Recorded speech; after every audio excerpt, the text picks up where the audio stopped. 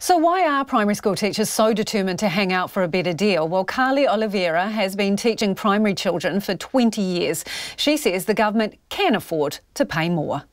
Look, Lisa, they once again haven't really listened or addressed the three key issues. And those three key issues are recruitment, retention of teachers like me who have been teaching 20 years, and things like class sizes, catering for our special needs children, and the diversity that we are teaching, especially within Auckland and all over the country at the moment, and also the workload. You know, we are working a lot and the scales are really imbalanced, and that offer just doesn't address any of those issues. So is that a money thing? Look, if it was just about money, we would have settled a long time ago, and I know lots of us would have said, yeah, sure, I'll take the money, but it's not just about the money. Like if I was a 19-year-old at Teachers College or at university right now, is teaching not lucrative enough, but is teaching a profession that I'd want to get into? And I don't know if I would. I don't think passion for education actually is enough when you break it down to 31 kids in a class, the hours of work that we're doing, the expectations that we have of ourselves and as a profession.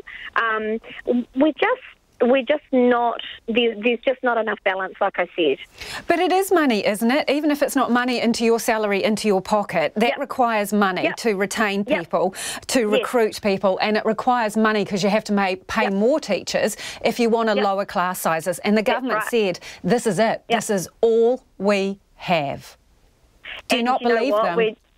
I know that they are working within a fiscal budget. I understand that, but I've got to think a bigger picture in terms of education, and it's more than just what they're saying they can afford right here and right now. So do you think they're playing you, Kahli? Do you think they're playing you when they say we've got no more money?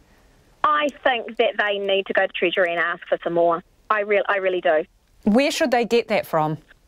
I don't know, but I'm not the budget person.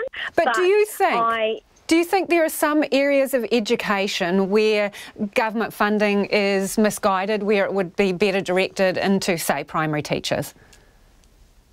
There's always ways around shifting money around and figuring that out, but that's not going to address these big issues. I mean, we know it's big money. We understand that as a union and as teachers, but these aren't small issues that can be just dealt with a Band-Aid. We've been doing that for too long, and it's kind of time that we're all just really getting to a point of huge crisis in education. You know, teachers like me who've been teaching 20 years are feeling despondent because we're not being listened to. We're working ridiculous hours and nothing is being done to support us.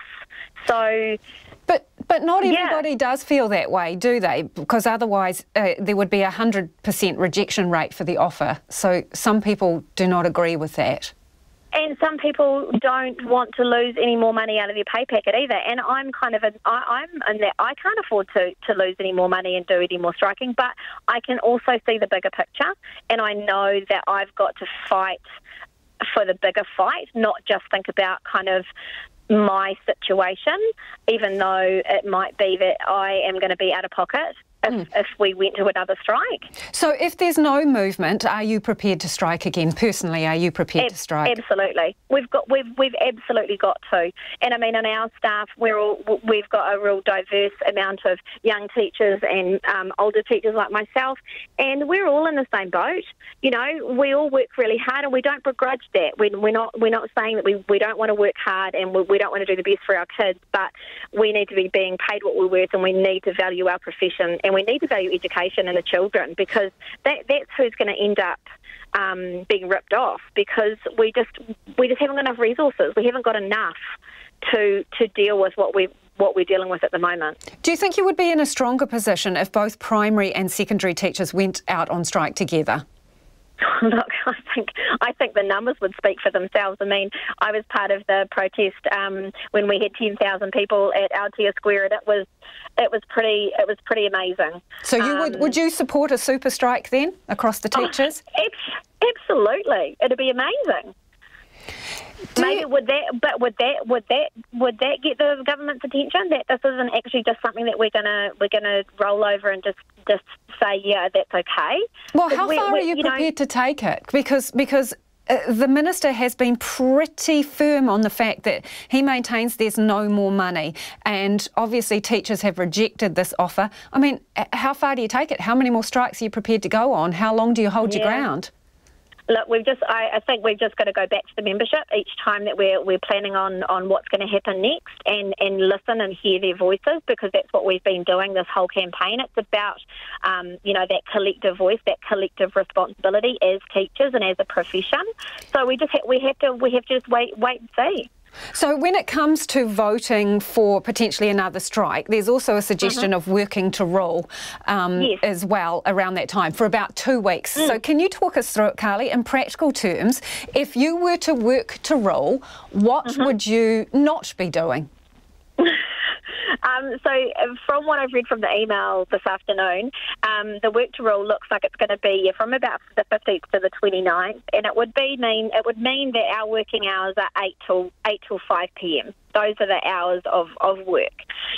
It would mean that we wouldn't be doing anything before or after that in terms of preparation for the next day, in terms of, for example, I have got a learning experience that I want to do with my class tomorrow, but if it's after 5 o'clock, I'm not going to go and get that organised. I might have to squeeze it in before I come to work in the morning between 8 and 9. It's really interesting, because we're all going to be faced with that. How do we do this?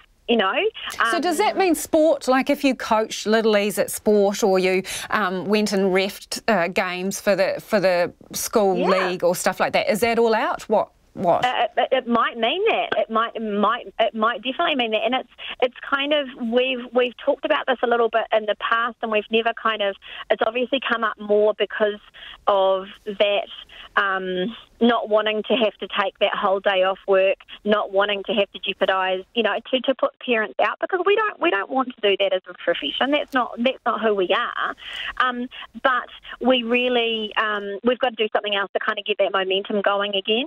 And so that work to rule does gain a opportunity to maybe gather some support within the community, even though it's in kind of a negative footing. But maybe to see all the stuff that we are actually doing in our own time, and maybe it gives teachers a bit of a chance to actually look at how many hours they're working too. Do you think that some people might look at that, Kahli, and say, well, why can't you get your work done between 8 and 5? I'd invite them to come into my classroom and see what I'm doing on a daily basis and see if they could do better. Absolutely. Look, like I said before, the scales are unbalanced. And my passion and my skills after 20 years, I still don't have enough time to get what I need to get done in a day. And that's absolutely honest. And that is up and down the country. And that was Kahli Oliveira, who has been a primary school teacher for 20 years.